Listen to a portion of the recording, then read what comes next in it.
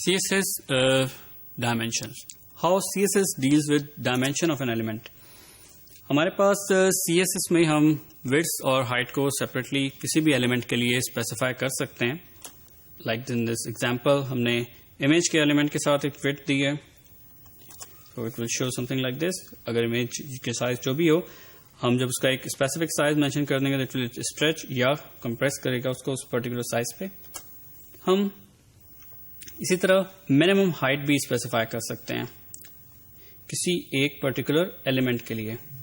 جیسے یہاں ہم نے ایگزامپل میں من ہائٹ دی ہے 100 pixel. So this is how it will show کہ جو ہمارا پرٹیکولر ایلیمنٹ ہے اس کی منیمم ہائٹ وہ رہے گی جو ہم نے اس کی منیمم ہائٹ میں دی ہے. اس سے زیادہ اس کی ہائٹ ہو سکتی ہے in case of the content, کہ اگر ہمارا کانٹینٹ بڑھے گا تو ہماری اس کی ہائٹ زیادہ ہو سکتی ہے.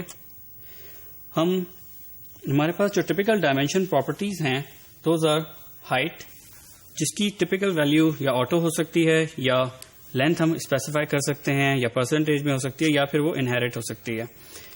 سملرلی ہمارے پاس میکس ہائٹ, میکسیمم ہائٹ ایک ایلیمنٹ کی ہمیں میکسیمم ہائٹ بتاتی ہے جس ہائٹ سے زیادہ اگر کانٹینٹ ہو that will be cut out, کہ وہ کانٹینٹ ڈسپلے نہیں ہوگا, وہ ایلیمنٹ اسی پرٹیکولر سائز کا رہے گا میکسیمم.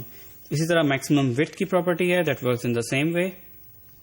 پھر ہمارے پاس منیمم ہائٹ ہوتی ہے ہمارے پاس جو کہ سیم کام کرتی ہے ان دا کیس آف ہائٹ, کہ ہماری جو ہائٹ ہے اس کو کہ منیمم ہائٹ جو ہے وہ کتنی ہوگی ایک ایلیمنٹ کی, اور منیمم وڈتھ جو کہ ہمیں وڈتھ بتاتے ہیں کہ کسی ایک ایلیمنٹ کی اسپیسیفکلی وڈتھ منیمم وڈتھ کتنی ہوگی. اور پھر ہمارے پاس ایک اسپیسیفک اسٹینڈرڈ وڈتھ ہوتی ہے پراپرٹی جو کہ ہمیں یہ بتاتی ہے کہ اسپیسیفکلی ہم کسی ایک ایلیمنٹ کی وڈتھ کو کتنا رکھنا چاہتے ہیں.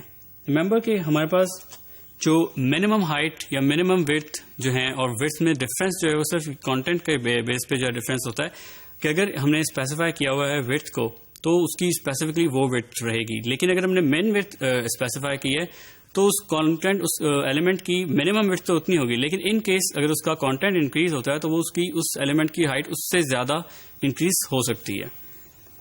دس is how the CSS deals with dimensions.